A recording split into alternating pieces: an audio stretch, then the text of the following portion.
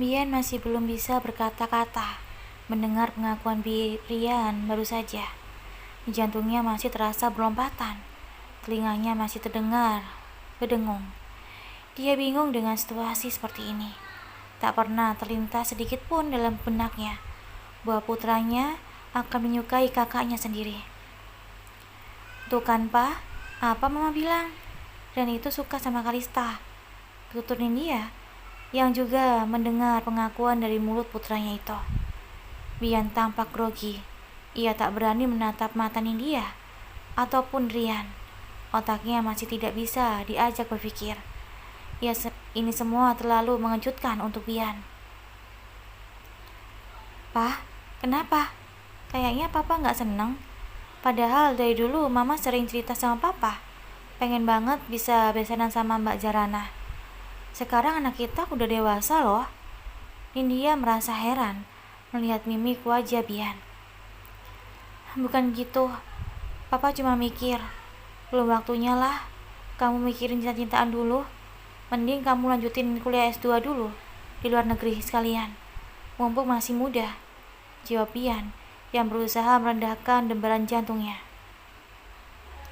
"Pa, Rian baru saja pindah ke Indonesia beberapa bulan yang lalu. Rian masih ingin menikmati negara kelahiran Mama sama Papa. Belum ada niat untuk kembali ke luar negeri. Lagi pula Rian pun belum ada niat untuk menikah dalam waktu dekat. Rian cuma mau menandai wanita yang Rian suka. Udah gitu aja," jawab Rian yakin. "Apa kamu beneran yakin suka sama Kalista?" Bian bertanya lagi. "Iya, Pa. Dia wanita yang baik, soleha, pintar, juga selalu menjaga penampilannya. Rian pikir wanita seperti itulah yang pantas dijadikan seorang istri, sama seperti Mama." Rian pun melirik ke arah Nindya, sembari tersenyum, seolah bangga mempunyai ibu seperti dirinya. "Tapi Papa gak setuju kamu sama dia," timpal Bian membuat mata Rian dan Nindya sama-sama membulat. "Loh, kenapa, Pa?" "Benar kata Rian, Kalista itu wanita yang baik. Dia juga berasal dari keluarga baik-baik," timpal Nindya yang tak mengerti dengan jalan pikir suaminya itu. "Mah, Mama tahu sendiri kan, ibu kandung Kalista itu siapa? Dia bukan anak kandung Mbak Jarana. Dia bukan keturunan Daren dan Mbak Jarana. Dia keturunan keluarga lain. Kalau sama Zara, baru Papa setuju," saut Bian tegas. "Pa, tapi aku sukanya Kalista, bukan Zara. Entah kenapa aku selalu merasa nyaman setiap kali dekat dengan Kalista," timpal Rian yang tak setuju dengan usul ayahnya. "Ya itu karena kalian memang Bian langsung memalingkan wajahnya, membiarkan kata-kata itu menggantung di udara. "Kenapa, Pa? Kenapa gak dilanjutkan?" tanya Rian penasaran. "Gak apa-apa. Intinya Papa gak setuju kalau kamu mau jalin hubungan sama dia. Titik," jawab Bian tegas. "Tapi alasannya Papa itu gak masuk akal, Pa. Hanya karena Kalista bukan anak kandung Tante Jarana, Papa jadi gak setuju sama dia," Dian berkata dengan sedikit kesal. Dia sangat kecewa dengan ayahnya itu. "Pa, meskipun Kalista bukan anak kandung Mbak Zara, tapi Kalista itu dibesarkan dan dirawat oleh Mbak Zara sejak Kalista baru lahir. Jadi Kalista murni hasil didikan Zara." Dan dia kembali bersuara. "Memang, tapi tetap saja darah yang mengalir di tubuh Kalista itu bukan darah Jarana. Pokoknya Papa gak mau bahas ini lagi. Intinya Papa gak akan setuju sampai kapanpun. Paham?" Dian berkata dengan lantang sembari berdiri dari duduknya. Matanya menatap tajam pada Rian yang ada di hadapannya. Emosinya tidak terkontrol. Pikiran Bian terlanjur kacau hingga tak bisa berpikiran jernih. Ia pun pergi berlalu dari ruang makan tersebut, meninggalkan Nindya dan Rian yang masih kebingungan. Nindya pun kembali mendekati Rian dan duduk di sisinya. Sabar ya nak, mungkin papamu sedang ada masalah di kantornya. Jangan terlalu dipikirkan. Nanti juga baik lagi. Mama akan bantu meyakinkan papamu kalau Kalista juga wanita yang baik, meskipun bukan terlahir dari rahim Tante Jarana. Nindya mengusap pelan kepala Rian. Nindya tahu perasaan putranya itu kini telah hancur. Padahal sore tadi, Nindya melihat jelas senyum kebahagiaan di wajah Rian saat akan pergi menemui Kalista. Sekarang kamu makan dulu ya, biar mama ambilkan. Lanjut Nindya seraya mengusap kedua sudut matanya yang basah. Rian gak lapar mah, Rian mau ke kamar aja, jawab Rian sambil bangkit dari duduknya. Dia melangkah gontai menuju kamarnya, mencoba menyusun kepingan-kepingan hatinya yang berantakan. Kini tinggal Nindya seorang diri, menatap berbagai macam hidangan menu makan malam yang dibuatnya dengan penuh cinta. Tak ada yang tersentuh sedikit pun. Momen makan malam kali ini rusak karena hal yang sama sekali tak pernah diduganya. Akhirnya Nindya kembali menutup hidangan makan malam itu dengan tudung sandi. Ia hanya bisa mengeluarkan nafas panjang, mengingat kemarahan sang suami yang tak pernah dilihatnya sebelumnya. Nindya pun menuangkan air putih di dalam gelas, lalu berjalan menuju kamarnya untuk mengambil Rian. Nindya langsung menyerahkan gelas itu ke hadapan Bian yang sedang berdiri termenung di depan jendela kamarnya. Minum dulu, Pak, tita Nindya lembut. Ia mencoba menahan debaran jantungnya agar tak ikut terpancing emosi. Seperti halnya Bian yang nampak sedang dikuasai amarah. Bian pun menurut, mengambil gelas itu lalu meminumnya hingga tandas. Rasa sejuk dan segar seketika mengaliri tenggorokannya yang dari tadi terasa tercekap. Bahkan rasa sesak yang tadi begitu memenuhi dadanya kini perlahan memudar seiring perlakuan lembut yang dilakukan Nindya. Sini, duduk sama mama, yuk. Nindya mengajak Bian untuk duduk bersama dirinya di sofa panjang yang ada di kamar. Bian pun duduk di samping sang istri. Sebenarnya papa kenapa? Coba cerita sama mama. Gak baik loh, Pak. Emosi seperti tadi di hadapan anak. Kita kan gak bisa bicara ini baik-baik. Mencoba bicara dari hati ke hati, biar Rian juga tak terlalu terluka. Tutur Nindya lembut, agar suaminya itu tak tersinggung. Untuk sesaat, Bian terdiam. Mulutnya terasa keluh untuk bersuara. Tak mungkin ia mengatakan yang sejujurnya pada Nindya tentang Kalista yang sebenarnya adalah putri kandungnya sendiri, yang berarti kakak kandung Rian. Image Bian di mata keluarga dan orang lain sudah terbangun sangat baik, bahkan nyaris sempurna, tak ada dan tanpa celah. Ia juga tak ingin istri dan anaknya membenci dirinya karena kesalahan di masa lalunya. Apalagi sampai keluarga kecilnya pergi meninggalkannya dirinya. Namun untuk tetap menggenggam rahasia besar itu seorang diri pun, Bian tidak kuat. Dia ingin berbagi, tapi tak tahu harus berbagi dengan siapa. Dia ingin mengeluarkan segala kesesakan yang sudah lebih dari 20 tahun itu.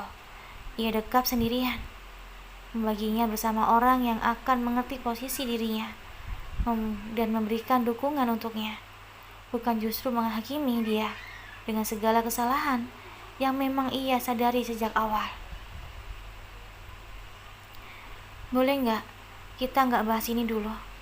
Pinta Bian akhirnya setelah cukup lama berkumbang dalam keheningan. Of course, tentu saja, Pak. Tapi alangkah lebih baiknya Papa minta maaf dulu sama Rian, karena tadi sudah bertindak kasar. Beri dia pengertian sedikit demi sedikit yang dapat diterima hati dan pikirannya.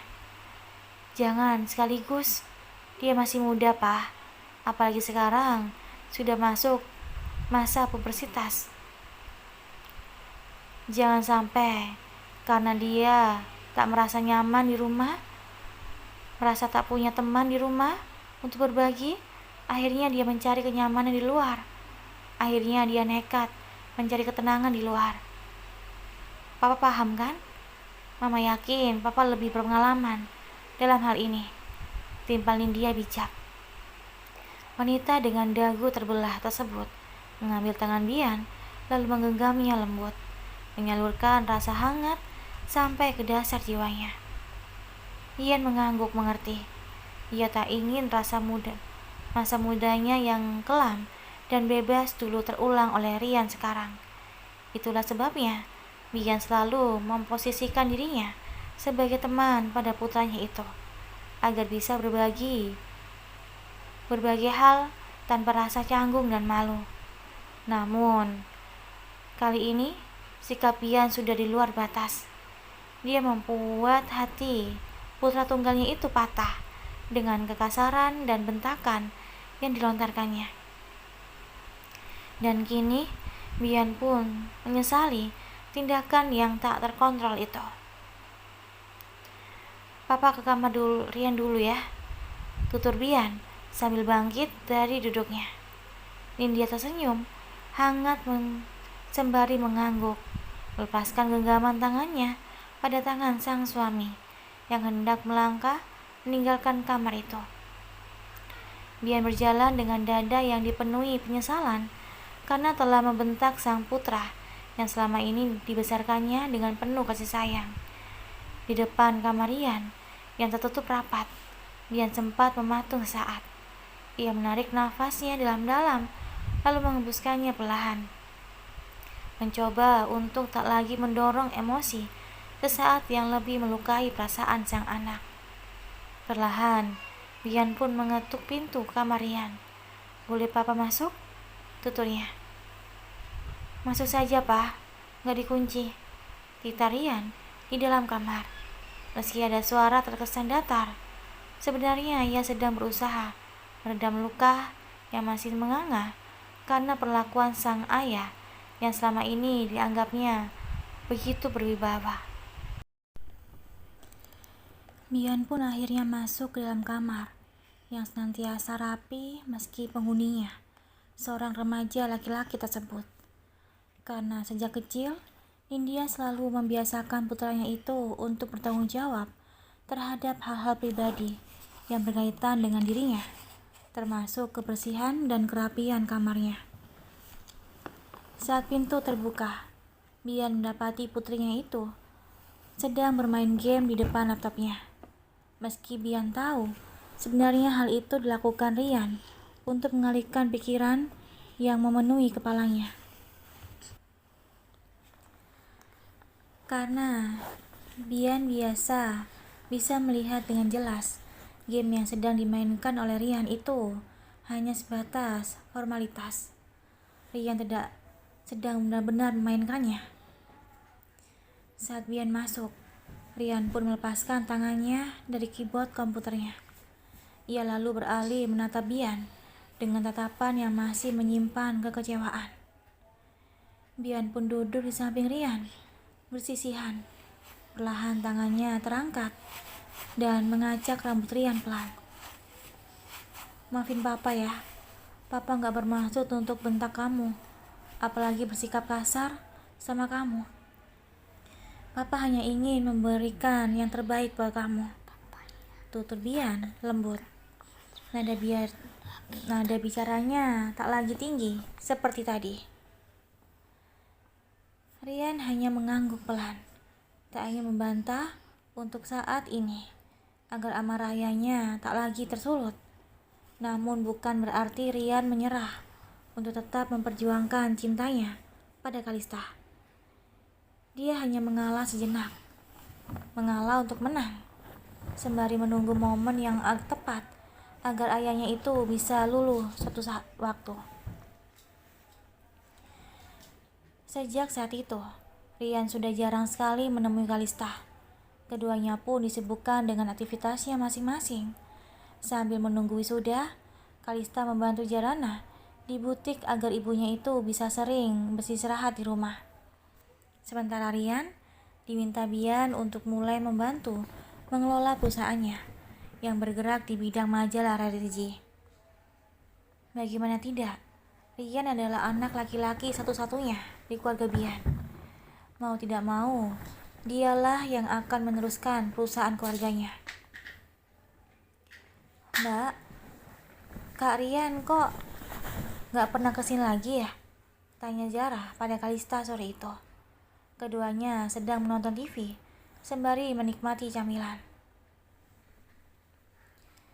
Gak tahu, sibuk mungkin? Jawab Kalista singkat. Iyakah? Sesibuk itu? Zara kembali bertanya. Kalista pun hanya mengidik bau, tanda tak tahu. Meski sebenarnya sudah cukup lama dia juga bertanya-tanya tentang Rian yang tiba-tiba menghilang. Ingin menghubunginya lebih dulu pun Kalista enggan karena merasa malu dan risih. Padahal hati kecilnya tidak bisa memungkiri ada kerinduan pada laki-laki yang sebenarnya adik kandungnya itu. Lagi pada ngomongin apa sih sayang? Serana datang dengan membawa sepising pisang goreng yang wanginya menyebrak memenuhi ruangan. Ia pun lalu meletakkan pisang goreng mentega itu di atas meja. Kemudian duduk bergabung bersama kedua putrinya. Itu mah, Kak Rian kok gak pernah datang lagi ya ke rumah ini? Apa Tante Nindya mengatakan sesuatu? Mungkin Kak Rian keluar kota atau mungkin keluar negeri? Zara kembali bertanya pada Jarana. Mama juga gak tahu. Tante Nindya juga gak pernah ngomong apa-apa, jawab Jarana. Zara pun tak lagi bertanya apa-apa. Jika ia terus-terusan membahas Rian, ia justru takut kalau ibu dan kakaknya itu curiga jika sebenarnya dialah yang merindukan laki-laki itu. Oh iya sayang, kamu wisuda kapan? Mama lupa lagi, padahal kamu sudah bilang ya, tanya Jarana seraya menatap Kalista. Sebulan lagi mah, jawab Kalista diiringi menyebutkan tanggal dan hari dilaksanakan wisuda tersebut. Oh ya, biar kita buat planning nanti pas wisuda ayah bisa libur beberapa hari biar kita bisa liburan bareng. Gimana? Jarana menatap Zara dan Kalista bergantian. Ide bagus mah. Kita memang sudah lama gak liburan bareng, jawab Zara dengan mata berbinar. Kalista gimana? Mama saya sama ayah aja, jawab Kalista tersenyum tipis. Oke, nanti mama bicarakan sama ayah ya, timpal Jarana. Mereka pun melanjutkan bincang-bincang ringan sore itu sambil menikmati pisang goreng. Sesekali canda tawa terdengar menggema di ruangan itu, menandakan bahwa keluarga itu memang keluarga yang bahagia. Hari-hari berlalu, terasa begitu cepat. Tak terasa hari ini adalah acara wisuda Kalista. Seluruh keluarga Daren sudah bersiap sejak pagi untuk menghadiri salah satu peristiwa bersejarah dalam hidup sang putri. Pukul 7 pagi, mereka semua sudah berangkat karena acara wisuda akan dimulai pukul 8 pagi. Jalanan pun lumayan macet karena universitas tempat Kalista menimba ilmu termasuk universitas terbesar di kota itu. Beruntung mereka sampai tepat waktu. Zara, Zidan, tunggu sini ya. Mama sama ayah masuk dulu, tita Jarana pada kedua anaknya. Tamu undangan yang diperkenalkan masuk ke ruang wisuda memang hanya 2 orang. Sementara para pengantar lainnya menunggu di luar dengan disediakan layar besar yang memperlihatkan berlangsungnya acara wisuda. Suasana sekitar begitu ramai karena banyak para wisadawan yang diantar oleh seluruh keluarganya, seperti halnya Kalista. Meski demikian, di dalam sana acara wisuda tetap berlangsung nikmat. Satu persatu nama wisudawan dipanggil ke depan untuk menyerahkan ijazah sekaligus pemindahan tali toga dari kiri ke kanan. Pada saat nama Kalista disebut, Zara dan Jidan langsung memperhatikan layar besar di hadapannya. Sementara Daren dan Jarana yang duduk di dalam ruangan menatap arah depan dengan mata berkaca-kaca. Apalagi saat pembaca acara menyebutkan Kalista lulus dengan predikat cum laude. Hati kedua orang tua itu begitu bangga pada putrinya. Begitupun dengan Bian yang juga sama-sama ada di dalam ruangan itu karena menghadiri wisuda Rian. Melihat sang putri di depan sana, tak terasa air mata Bian ikut menetes karena harus sekaligus bangga. Kamu anak yang hebat, Nak. Mbak Zarana telah sukses mendidikmu menjadi wanita yang luar biasa. Jika selama ini aku sering mendengar bahwa buah jatuh tak jauh dari pohonnya, maka itu semua tak berlaku padamu. Buktinya, sedikit pun kamu tidak menyerupai ibu kandungmu ataupun ayahmu yang bejat dan pengecut ini. Bian bermonolog dalam hatinya. Sampai akhirnya, kini giliran Rian yang maju ke depan.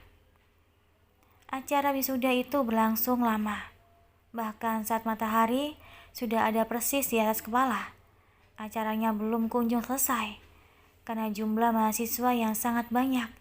Hingga setelah berjam-jam lamanya, barulah seluruh rangkaian acara wisuda telah selesai. Para mahasiswa yang kini menggunakan toga itu berhamburan keluar dengan wajah yang berbinar.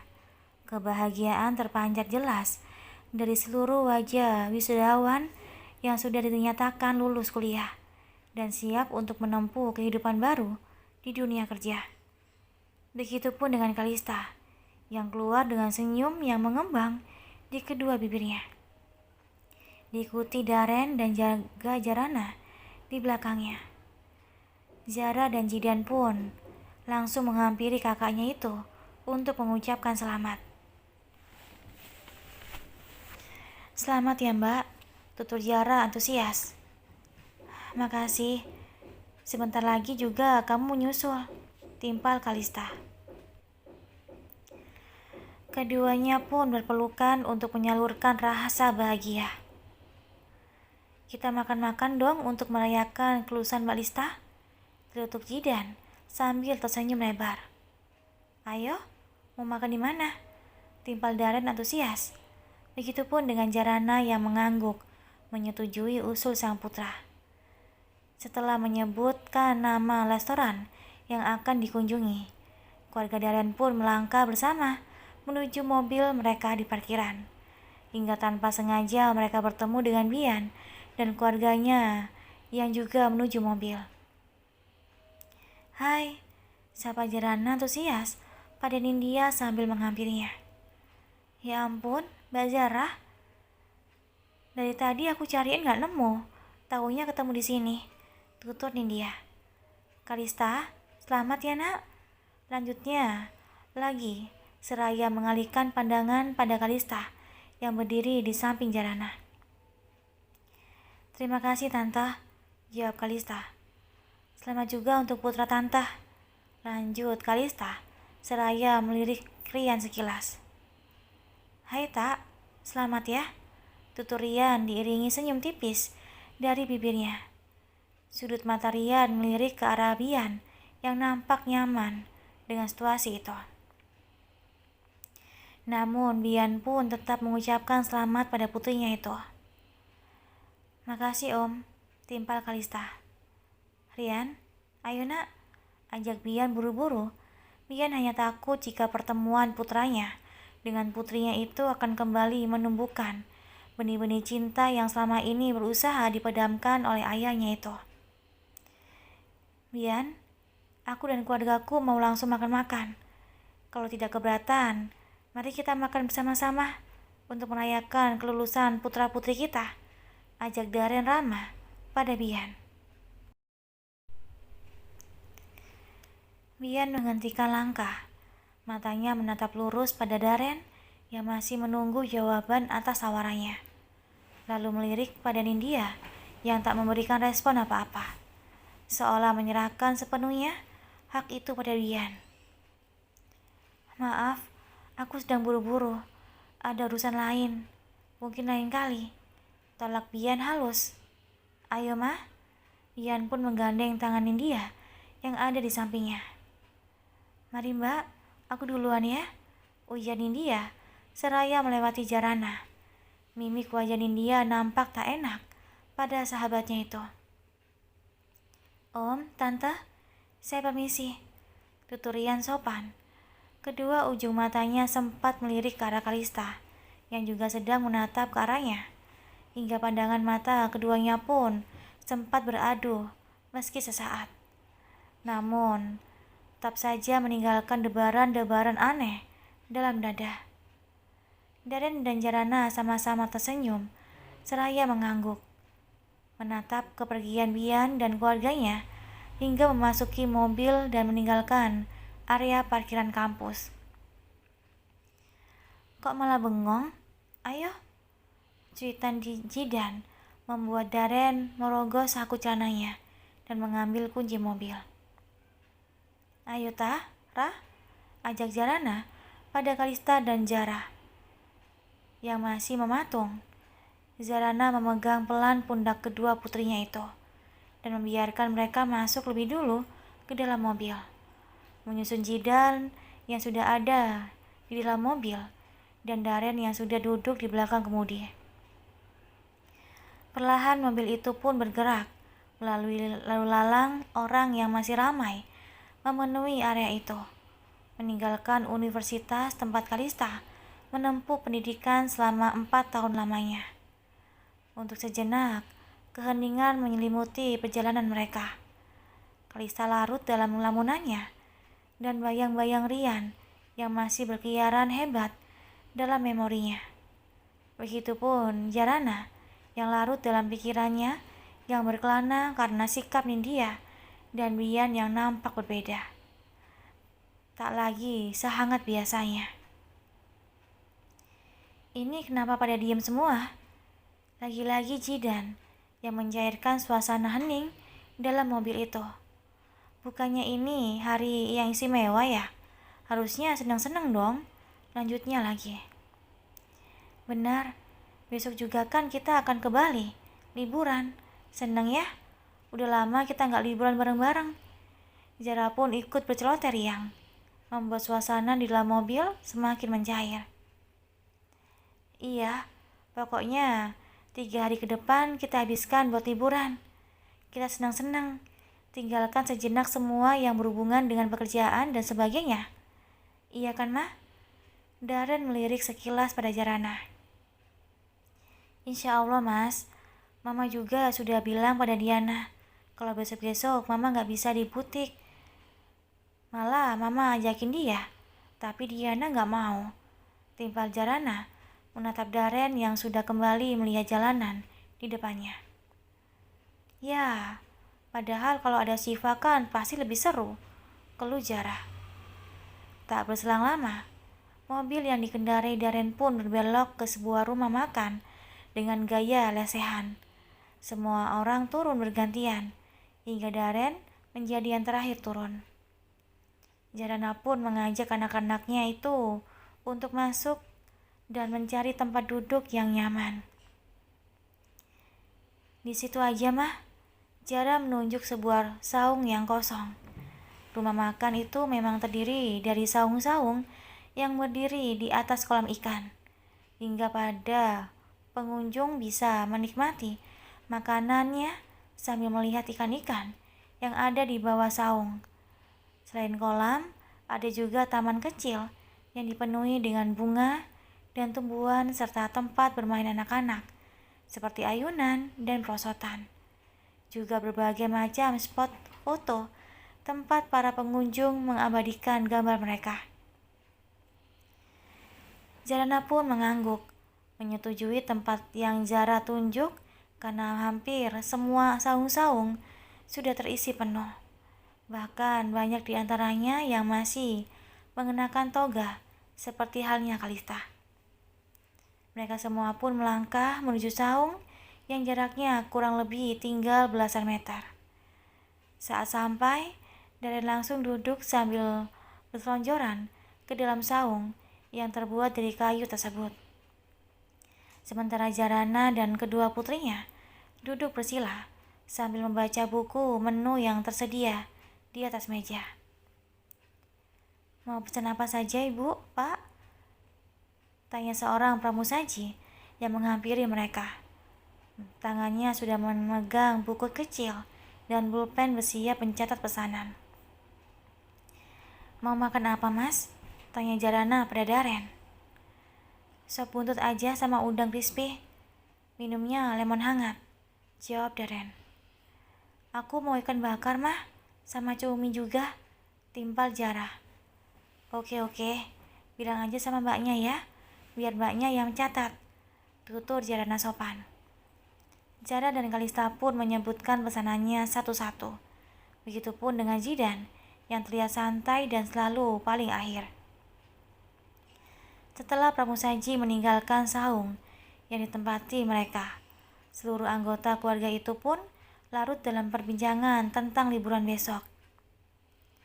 "Jadi, kemana aja nih liburannya?" "Vi ke Bali aja," Daren kembali bertanya untuk terakhir kalinya, meyakinkan rencana keberangkatan besok. "Iya ya, ke Bali aja. Kalau puncak gitu bosen," jawab Jara. "Lista gimana semuanya aja?" jawab Kalista lebih kalem. "Ya udah, ke Bali aja ya. Ayah mau pesen tiketnya sekarang. Sekalian booking hotelnya. Takutnya keburu pada penuh, karena sekarang musim liburan," timpal Daren. Tangannya sibuk mengotak-ngatik ponsel yang ada dalam genggaman. Perbincangan mereka pun terhenti saat pramusaji datang membawa pesanan, meletakkan satu persatu piring berisi makanan di atas meja yang lumayan besar. Setelahnya mereka pun menikmati makan siang yang terlambat itu dengan lahap. Saat sampai di rumah, matahari sudah mulai redup. Kalista dan Jara langsung merebahkan tubuhnya yang terasa pegal. Begitupun dengan Jarana dan Daren yang merebahkan rebahan sejenak.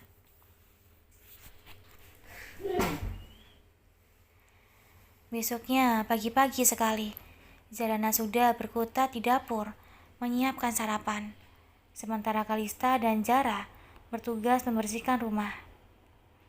"Sarapan dulu yuk, nanti ketinggalan pesawat loh. Udah mau jam 7 ini."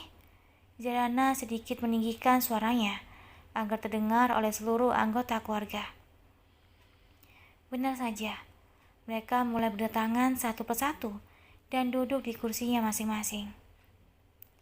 Sarapan itu penting, jadi diusahakan selalu sarapan dulu setiap mau bepergian ataupun mau beraktivitas, tutur Jarana seraya mengisi piring untuk Daren. "Ini Mas." Jarana meletakkan piring berisi nasi goreng dan telur mata sapi di hadapan Daren. "Terima kasih sayang," ucap Daren sambil tersenyum menatap Jarana. "Mah, dulu Mama sama Ayah bulan madunya kemana? Pasti seru ya, romantis." Jara tiba-tiba bersuara. Jarana yang sedang mengisi piringnya langsung menghentikan geratannya. Matanya melirik ke arah Daren yang nampak tak nyaman dengan pertanyaan putrinya itu. Ya, bagaimana tidak? Bulan madu yang dibayangkan anak-anaknya itu tidak sesuai dengan kenyataannya. Bukan hanya tidak romantis, tapi penuh luka dan air mata bagi Jarana. "Ke Bali sayang, tentu saja menyenangkan. Soalnya waktu itu pertama kalinya Mama ke Bali. Sebelumnya mana pernah," jawab Jarana diakhiri tawarannya dari bibirnya. "Wah, ternyata bulan madunya ke Bali ya. Sekarang bisa nostalgia dong," timpal Jara antusias. "Bisa banget ya kan Mas?" Jarana menatap Daren yang menanggapinya dengan senyuman tipis. Beruntung Jarana selalu menutupi apapun itu keburukan yang dilakukan oleh suaminya pada orang lain, termasuk pada anak-anaknya. Bagi Jarana, orang lain cukuplah tahu bahwa Daren adalah sosok suami yang sempurna. Sudah, makan dulu. Pesawat kita terbang jam 9 loh. Jarana pun mencoba mengalihkan pembicaraan, hingga putrinya itu pun tak lagi bertanya dan fokus pada makanannya. Tepat pukul 8, seluruh anggota keluarga Daren sudah siap. Mereka keluar kamarnya dengan menyeret kopernya masing-masing. Koper kecil berisi semua kebutuhan pribadi. "Sini nak kopernya, biar ayah masukkan," pinta Daren yang sedang menyusun barang bawaan mereka. Sementara Jarana, Jidan, Kalista, dan Zara mulai memasuki mobil, disusul Daren yang sudah selesai menata barang bawaan mereka. Mobil pun mulai melaju meninggalkan halaman rumah, menuju bandara yang jaraknya lumayan jauh.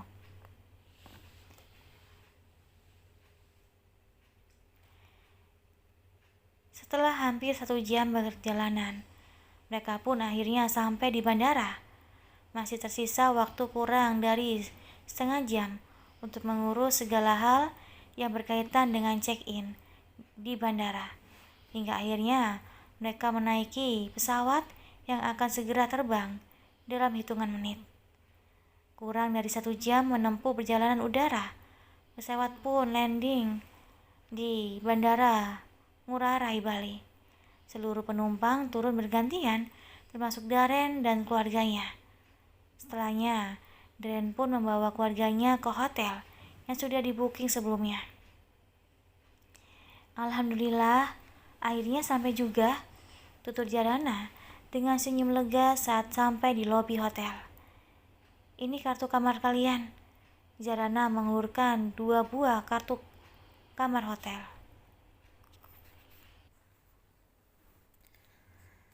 Kartu yang satu untuk kamar Kalista dan Zara, sementara yang satu lagi untuk Jidan, karena mereka semua meminta kamar yang terpisah dengan alasan lebih leluasa. Karena pun masuk ke dalam kamarnya masing-masing. Begitupun dengan Jarana dan Daren yang masuk ke dalam kamar. "Kenapa nggak booking biar satu ruangan sama anak-anak sih, Mas? Kan seru, bisa ngumpul bareng," protes Jarana pada Daren. "Kalau sekamar sama anak-anak, kita nggak bisa bebas dong sayang. Kan Mas juga mau bulan madu lagi," timpal Daren seraya menghampiri Jarana dan memeluknya dari belakang. Genit ya." Jarana mencubit perut Daren pelan. Sakit, awas ya," timpal Daren sambil membopong tubuh Jarana. "Mas, lepas, turunin, nanti ada yang lihat anak-anak," bagi Jarana yang merasa kaget karena sudah berada dalam pangkuan sang suami. "Mama ini gimana sih? Anak-anak mana mungkin bisa masuk? Jadi bebas dong," sahut Daren sambil terus melangkah pelan membawa Jarana mendekati ranjang. Setelah sampai, barulah Daren menurunkan tubuh Jarana pelan ke atas ranjang berukuran king size itu. "Mama tahu nggak? Meski usia Mama sudah semakin bertambah, tapi kecantikan Mama nggak pernah memudar," puji Daren sambil memperhatikan wajah Jarana dari jarak yang dekat. Bahkan jarak wajahnya dengan wajah Jarana hanya beberapa inci saja, hingga hembusan nafas Daren terasa sangat menyapu di pipi Jarana. "Gombal," timpal Jarana seraya menggulingkan tubuhnya ke sebelah pinggir untuk menyembunyikan pipinya yang memerah, juga untuk menghindari Daren yang sudah menutup matanya dan bersiap untuk mengecup sang istri. Daren justru tersadar saat bibirnya justru mendarat di ranjang, sementara Jarana sudah tak ada di tempat dan sedang menertawakan dirinya. "Mama nakal ya," tugas Daren seraya menaiki ranjang dan memeluk gemas tubuh sang istri yang masih tertawa. "Habisnya, Mas nggak tahu waktu, masih siang juga.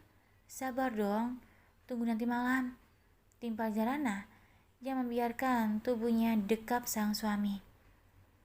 Kalau tiba-tiba pintu kamar diketuk, gimana coba? Jarana sedikit menolehkan kepalanya ke arah Daren. Iya, tinggal dibuka, jawab Daren santai. Cih, mending sekarang masih istirahat. Nanti sore kita ajak anak-anak jalan-jalan, timpal Jarana. Ya udah sini, kita tiduran aja sambil cerita. Daren membantu Jarana merebahkan tubuhnya, hingga keduanya kini berbaring di atas ranjang dengan posisi Daren yang memeluk tubuh Jarana. Nanti setelah anak-anak menikah, rumah kita pasti sepi ya mas. Tinggal kita berdua yang sudah mulai menua, tutur Jarana dengan raut wajah berubah sendu. Insya Allah enggak, anak-anak juga kan pasti sering main ke rumah kita, jawab Daren untuk menghibur Jarana. Gak kerasa ya mas, rasanya baru saja kemarin mereka lari-larian dalam rumah dan membuat seisi rumah berantakan. Sekarang sudah pada gede aja, malah Kalista udah lulus kuliah. Sebentar lagi Jara juga akan menyusul. Mata Jarana menerawang mengingat masa kecil anak-anaknya. Iya, saking sebetulnya hidup di dunia, hingga kita tak sadar semakin lama waktu kita semakin berkurang. Mas cuma berharap di akhirat kelak keluarga kita akan kembali dipersatukan. Kalau Mas nanti meninggal duluan, Mama jangan menikah lagi ya. Ada yang bilang di akhirat kelak seorang wanita akan menjadi bidadari untuk suaminya yang terakhir. Padahal Mas sangat berharga. Berharap agar Mama tetap menjadi bidadari untuk Mas sampai kapanpun. Daren berkata panjang lebar. Mas kok ngomongnya gitu sih? Insya Allah Mama akan selalu setia sama Mas. Seperti halnya Mama yang senantiasa setia pada Papa pada akhir hayatnya, timpal Jarana. Daren pun semakin mengeratkan pelukannya pada tubuh Jarana, seraya mencium pucak kepala istrinya itu.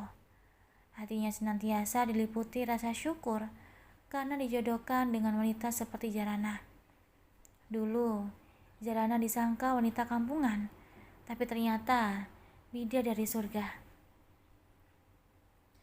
Karena rasa lelah yang lumayan mendera, akhirnya Daren pun tertidur dengan masih mendekap tubuh Jarana.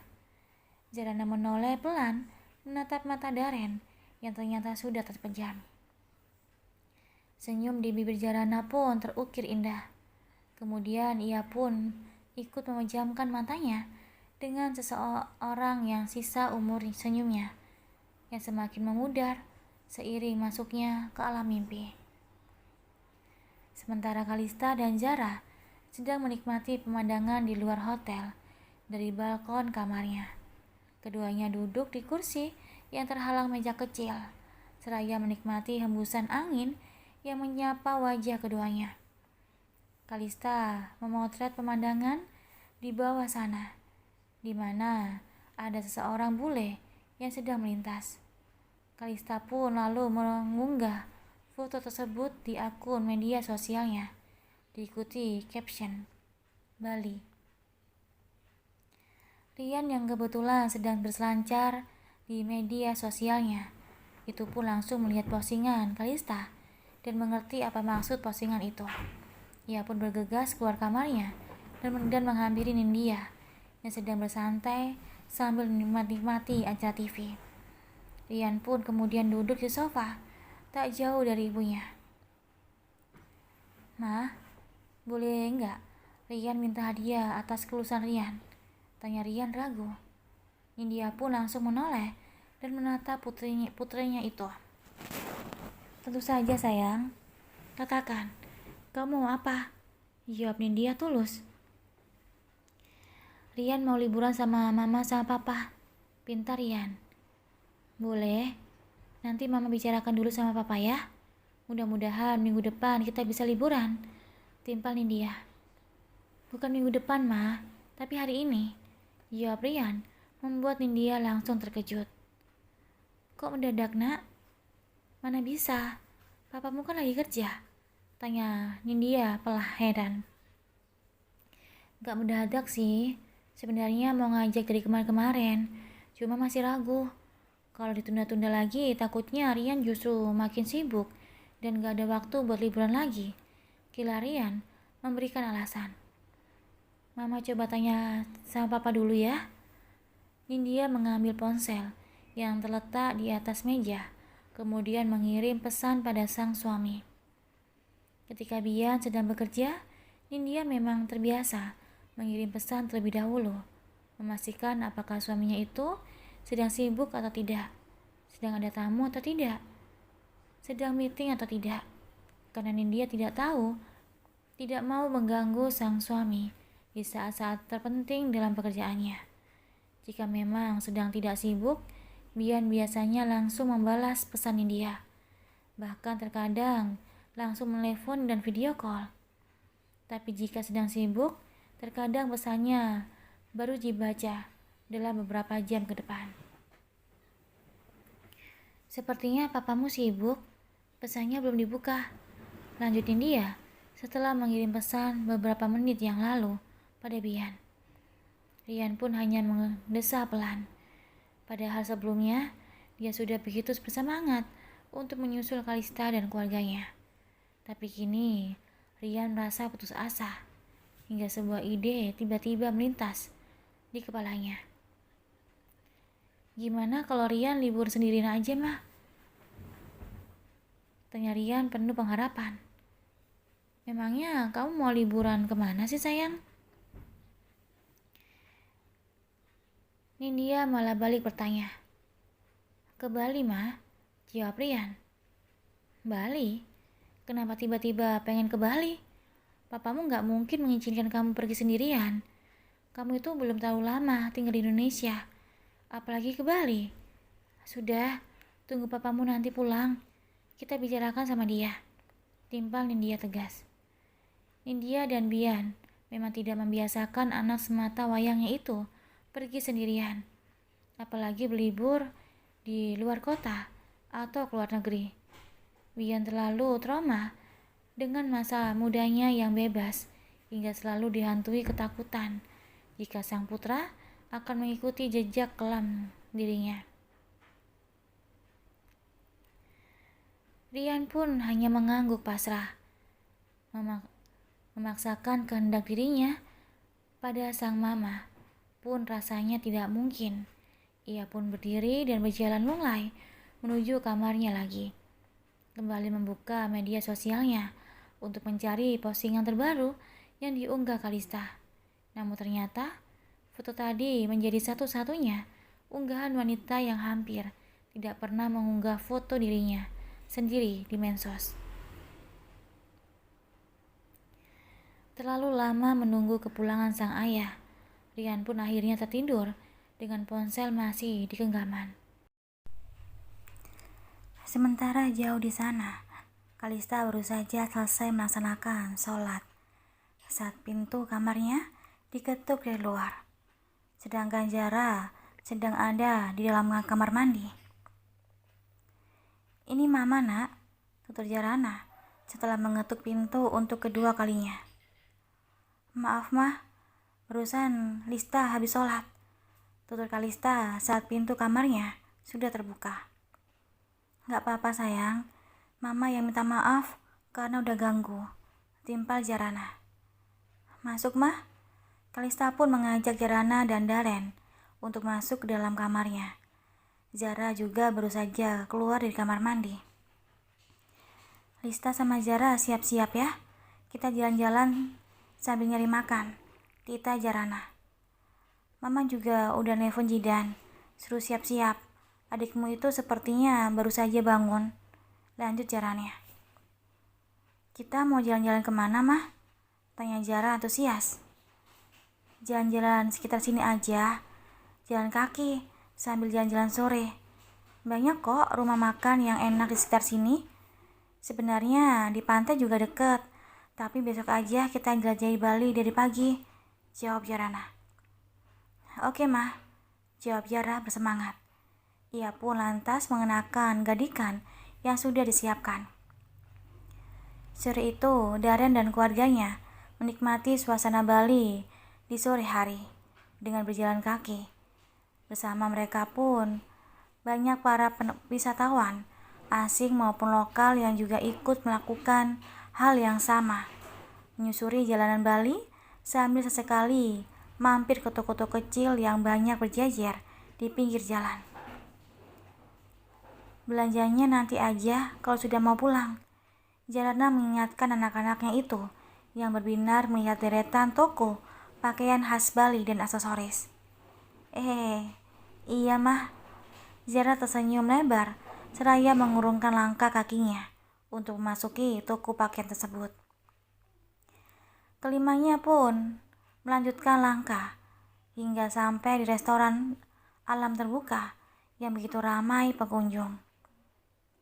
Makan di sini sepertinya seru mah, tutur Jidan yang dari tadi jarang bicara tapi sibuk memperhatikan sekelilingnya. Gimana mas? Jalana balik bertanya pada Daren. Mas gimana mama sama anak-anak aja? Tanya Daren. Jawab Daren. Mereka pun melangkahkan kakinya memasuki rumah makan itu, melewati meja demi meja yang sudah terisi. Lampion-lampion yang menggantung mulai memancarkan cahayanya karena sore memang sudah menyapa. Begitupun dengan lampu-lampu yang berdiri sudah menyala, menambah suasana indah di rumah makan tersebut. Jalana dan keluarganya pun duduk di bangku yang masih kosong. Di atas meja sudah ada sebuah lilin yang menyala dengan ukuran cukup besar. Suasana sore itu semakin meriah dengan diiringi lagu Melayu yang didendangkan oleh seorang wanita. Pantesan dulu mama sama ayah memilih Bali sebagai tempat bulan madu. Ternyata suasananya sangat romantis, tutur Zara. Apalagi kalau nanti malam, pasti makin romantis, lanjut Zara. Pasti Mbak Zara lagi ngebayangin bulan madu kesini juga ya? Goda Jidan. Ih, apaan? Buru-buru bulan madu, cowoknya aja belum ada, timpal Zara. Lagian, Zara menanti nikahnya kalau Mbak Lista udah nikah. Jadi selama Mbak Lista belum nikah, santai aja. Lanjut Zara. Kita kan lagi ngomongin bulan madu mama dulu. Kenapa jadi bahas aku segala? Protes Lista. Sudah, itu makanannya udah datang. Jangan dulu bahas bulan madu. Nikah aja belum. Kalau udah, baru deh. Terserah, kalian mau ke Bali, keluar kota, atau keluar negeri sekalian. Timpal Jalana menyudahi perdebatan anak-anaknya yang memang terkadang masih saling ganggu satu sama lain. Sementara di rumah Nindya, Bian baru saja sampai dari tempat kerjanya. Maaf ya sayang, tadi papa sibuk banget, tutur Bian pada Nindya. Nggak apa-apa pak, mama cuma mau ngasih tahu kalau Rian ngajakin kita liburan sebagai hadiah kelulusannya. Timpal Nindya mengatakan hal yang sejujurnya meski terselip rasa ragu dalam hatinya.